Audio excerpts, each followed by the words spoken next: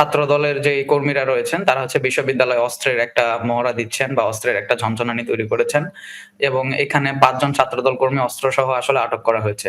কিন্তু পরবর্তীতে আমরা যাচাই দেখতে পারি গণমাধ্যমের প্রতিবেদন থেকে যে আসলে এটা ছাত্রদল কর্মী আপনার হচ্ছে ঘটনা নয়, আটকের ঘটনা নয়। এটা আসলে নারায়ণগঞ্জে অন্য একটা ঘটনার যেখানে হচ্ছে আপনার আইনশৃঙ্খলা বাহিনী অস্ত্র এবং মাদকসহ ২ জনকে গ্রেফতার করেছিল সেটার একটা ছবি। সো এই ধরনের মিস ইনফরমেশন কিন্তু আমরা দেখছি রাজনৈতিক পরিসরে আরকি নির্বাচনকে কেন্দ্র করে। রাশো, আরেকটু জানতে চাই আপনার কাছে, এবারের ভোটে কোন দল এগিয়ে থাকবে তা নিয়ে বিভিন্ন ভুয়া ও ভিত্তিহীন জরিপ দেখা যাচ্ছে।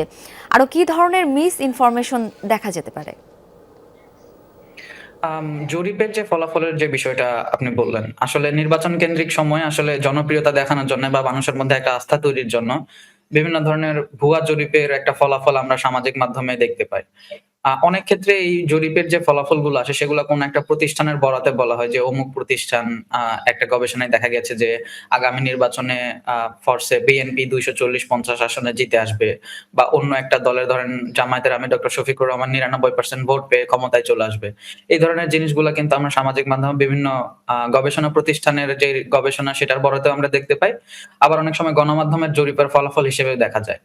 সো এই ধরনের জরিপের ফলাফল যখন আমি দেখছি, তখন আসলে সেটাকে বিশ্বাস না করে তার সোর্স সম্পর্কে প্রশ্ন করা যে আসলে সেই গণমাধ্যম বা গবেষণা প্রতিষ্ঠান এরকমের গবেষণা প্রকাশ করেছে কিনা বা তাদের ফলাফলের আ যে বিবরণটা দেয়া হচ্ছে সেটাও আসলে আসল কিনা।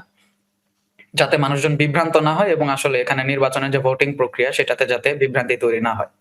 অনেক ক্ষেত্রে গবেষণা প্রতিষ্ঠানকে দেখা গেলেও সেটা আসলে নির্বাচন কেন্দ্রিক আপনার যে গবেষণাগুলা সেটা আসলে তারা করে কিনা সেটাও আসলে খুঁজে দেখার কিন্তু একটা বিষয় থাকছে যে তারা নির্বাচন কেন্দ্রিক গবেষণা করছে সেটা আসলে নির্বাচন কেন্দ্রিক গবেষণা কোনো প্রতিষ্ঠান কিনা বা তাদের যেই গবেষণা পদ্ধতি রয়েছে সেটা আসলে কতটুকু যুক্তিযুক্ত বা বিশ্বাসযোগ্য সেটা নিয়ে আসলে প্রশ্ন করা। যাতে মানুষজন বিভ্রান্তি কম হয় এবং আসলে নির্বাচনে এর প্রভাবটাও আসলে সেরকম ভাবে না থাকে। রাশো, অনেক প্লাস ধন্যবাদ আপনাকে।